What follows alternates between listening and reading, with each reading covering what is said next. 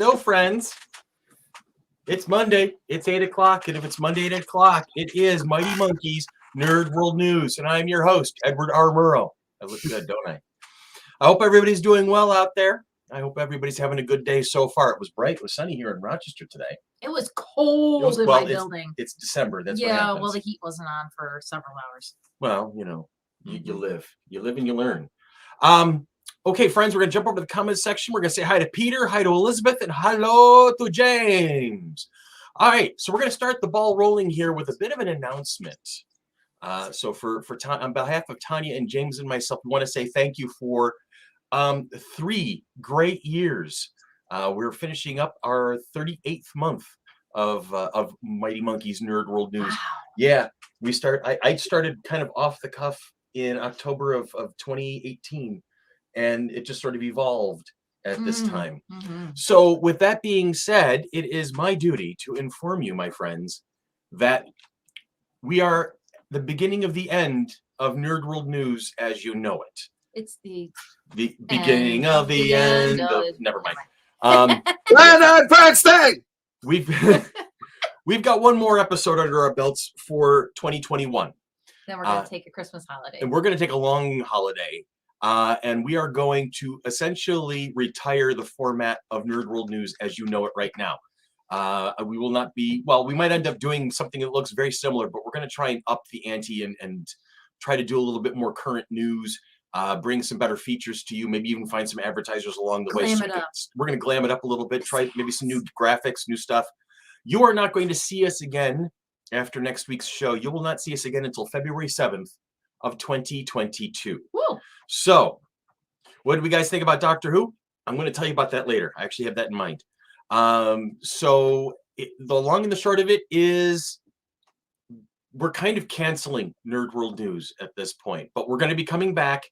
Like I said, we got one more show under our belts. We're going to come back 1 week from today, and we're going to round up 2021 together. And then we're going to start scrapping things and putting things together and bringing some new friends on board. Deanna Schulmerich, board member of Mighty Monkey Corporation, will be rejoining the team. She is going to be doing some research and some news writing for us, on top of some other things. So what's going to happen? How's it going to look? It may end up looking very much similar to what you're used to right now. We don't know yet. But we're definitely going to see what we can do to make things better and easier for all of us. Up. Yeah, it needs freshening up. And every good news program shuffles itself up every so often. So Jorge is on board. Good to see you, sir. Hope all is well with you.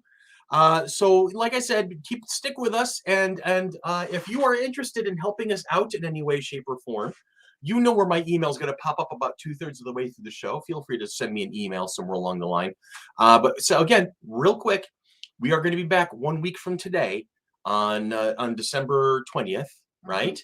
And that will be our final show for 2021. And we will be putting Nerd World News to bed at that point and getting ready to bring back something new on February 7th of 2022. So Monday nights will be lonely for a month, but we'll be back.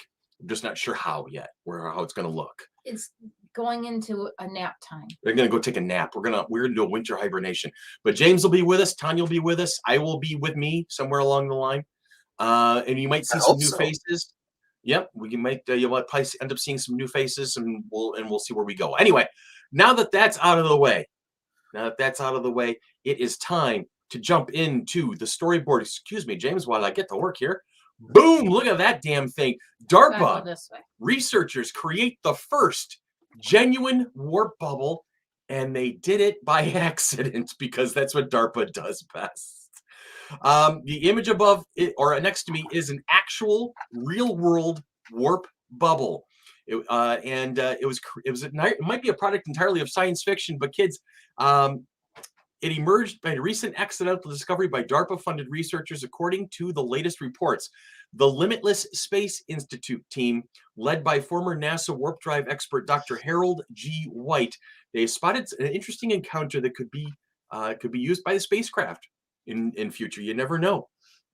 He is quoted as saying, "To be clear, our finding is not a warp bubble analog. It is a real, albeit humble and tiny, warp bubble," said White in recent statement, quickly dispensing with the notion that this is anything other than a creation of an actual real-world warp bubble. He said, hence the significance. The discovery took place during a research project studying not warp drive, nor the 1994 theories of mathematician Miguel Alcubierre that first offered the potential for what warp tech might look like. Rather, this happened during a project studying Casimir cavities and their ability to produce energy. Though an incredibly serendipitous happenstance, an engineer conducting the research at the exact right time, one who was familiar with warp technology research and knew what he was looking at, to realize that this totally unrelated research had produced a warp bubble. And isn't that one of the great scientific ways of finding things, by accident? So obviously, this is really nascent stuff. This is something that we've been talking about mainly in science fiction for the past 100 years. So the fact that Miguel Alcubierre, a Mexican physicist, came up with his theories in 1994. And by the way, if I ever get around to finish writing my first book. Are you going to use some of this warp drive? Well, here's the thing is, what inspired it was reading Alcubierre's papers, right? So, because I wanted to figure out a legitimate warp drive. Did you do that for fun? I did it for fun because I was researching a science fiction book. You don't pull shit out of your ass. I'm not what's the chick who wrote Twilight? Stephanie Myers. Oh. I actually look into things. Oh, okay. But all of the ships in my universe use what's called cube drives. Alcubierre cube drives. Oh, okay. All right. So yeah. Okay. Anyway, as we learn things, we're going to be happy to share that with you because that's just too cool. And as Bill said, it's a happy accident. So you never know what's going to come of that. And it's from sci-fi.radio. Sci-fi-radio.com. Yeah. So that is definitely a cool website to check out on. All right. So with that being said, what's going on here? Oh, that's never mind. I got it. Boom. There's a happy face. Put on a happy face. Put on a happy face. There's a happy face right there. What's going on with my hair? Don't worry about it. Yeah, well. You're fine. Yeah. It's comic chick time. It's comic chick time. No comic Okay, chicks. so maybe no comic chicks this week because Anne's got a Girl Scout meeting. There you so go. We did it last week. But there are 4 comics for this week that we have. We have Wonder Girl number 6. After encountering Wonder Girl and Artemis, Yara believes now more than ever that she needs to find her lost sisters. Only they hold the answers to the trauma of her past and fear of the future. Is Yara a hero? Or is she a weapon of the gods, wielded to destroy all the Amazons? All will be revealed as Yara meets Poitira. Pennyworth number 5. I initially thought Moneyworth. That's why I got it, but it's actually Pennyworth, which is Alfred after I was reading it. But I thought Moneyworth initially. Moneyworth. Yeah, like Money Penny. That's what I was thinking. Money. You were mixing your British characters. I was. Money, Penny, Money Pennyworth? Money, it could be. I don't know. There you go. I don't know. The continuing untold early Cold War adventures of Alfred Pennyworth, British spy. Alfred is reunited with one old friend, confronts another, and takes a meeting with his MI6 handler. Or could it all just be a hallucination as he runs out of time and freezes to death? Is he in Rochester? Alone in the vast emptiness of the frigid north? I'm not sure. Okay, Strange Academy number 14. Looking at this cover and getting this little preview of this one made me want to go back and actually start reading Strange Academy. This is it. This is the issue that you'll be looking back on 5, 10, 15 years from now. See the future of Strange Academy in the Marvel Universe. You won't believe your eyes. That's all they gave us. I went looking, and this was all that they gave us on different sites. Mm-hmm. So I'm like, what the hell? Now I want to go back and start reading it because it's Doctor Strange, Brother Voodoo, the Ancient One, all that type of stuff. So I want to go back and do you happen to have the Strange Academy ones, maybe, please, starting at number 1? If not, I need your Marvel login. Demon Days Rising Storm number 1. It was a cool cover. It was a cool cover. Mariko Yashida's journey through the mysterious forest of the Kirasaki Mountain has brought her face to face with strange and terrible creatures. But she's about to be tested like never before when she crosses paths with literal gods.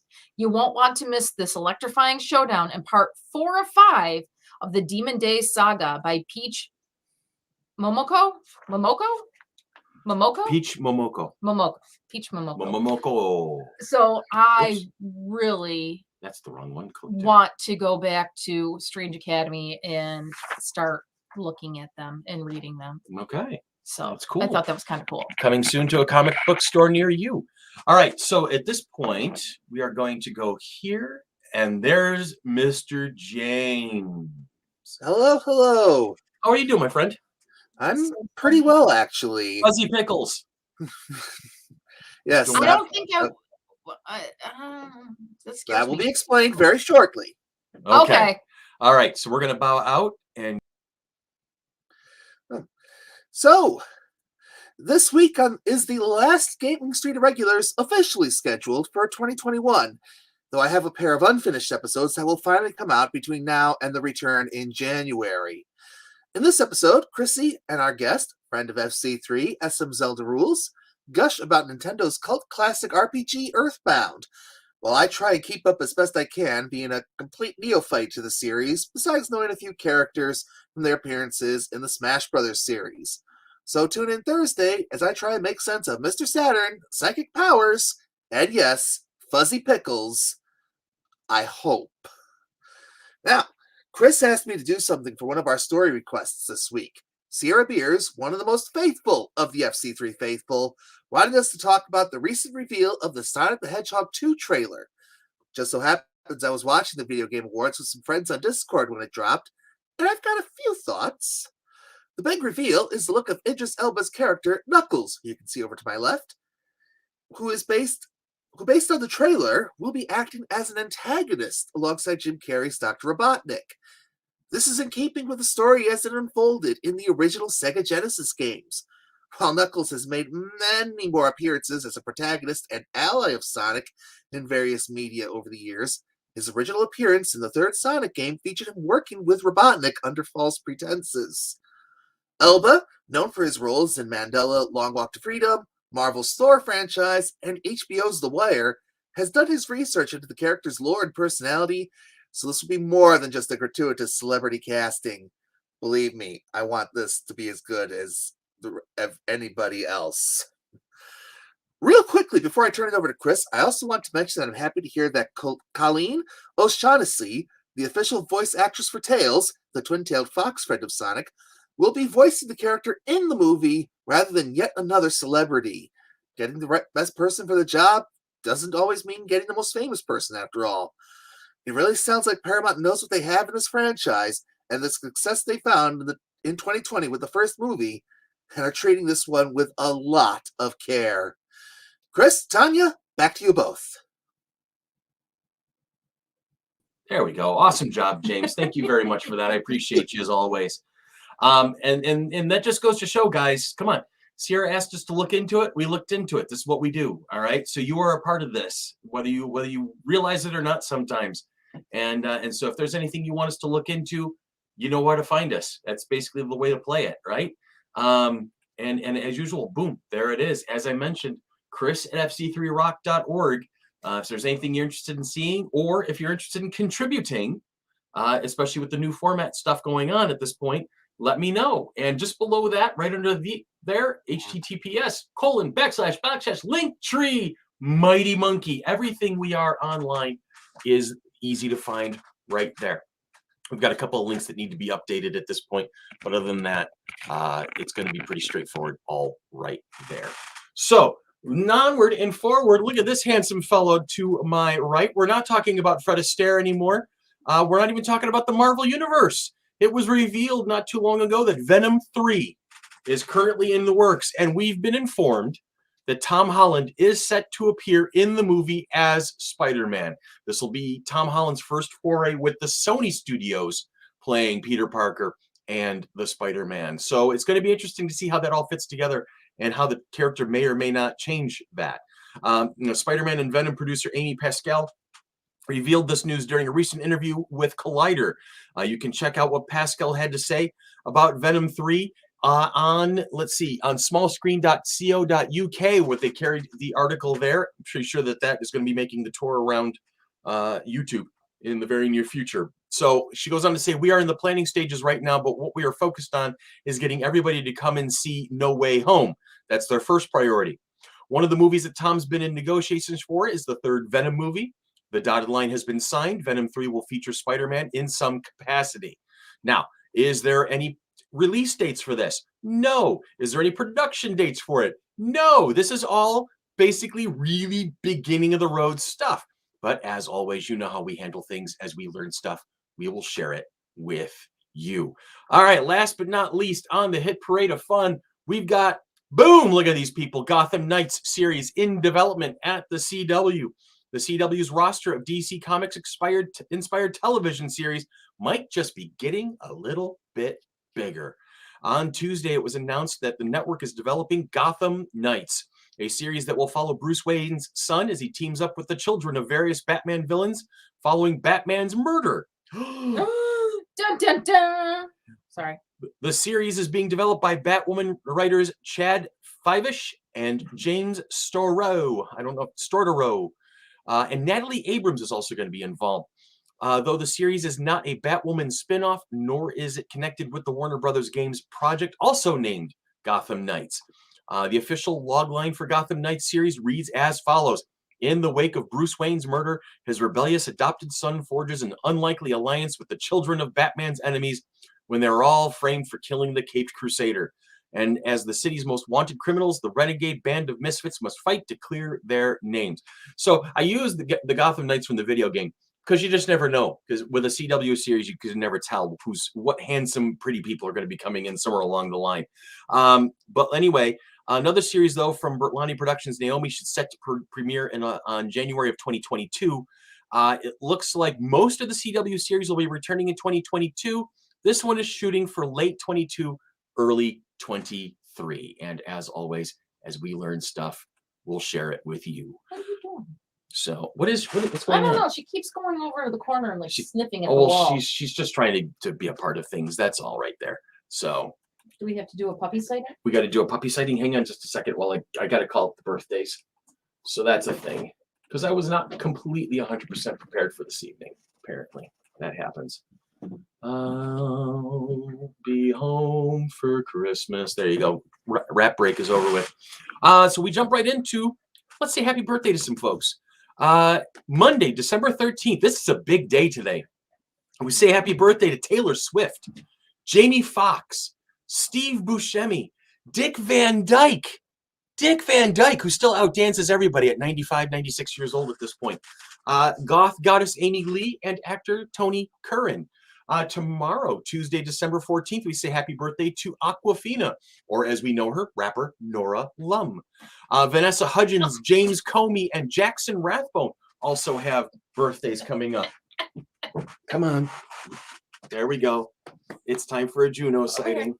There she is. There's Juno. On Wednesday, December 15th, we say happy birthday to Maude Apatow, Camilla Luddington, Stuart Townsend, Alana Haim, and Charlie Cox, who's coming back to the MCU where he belongs. It's going to be amazing.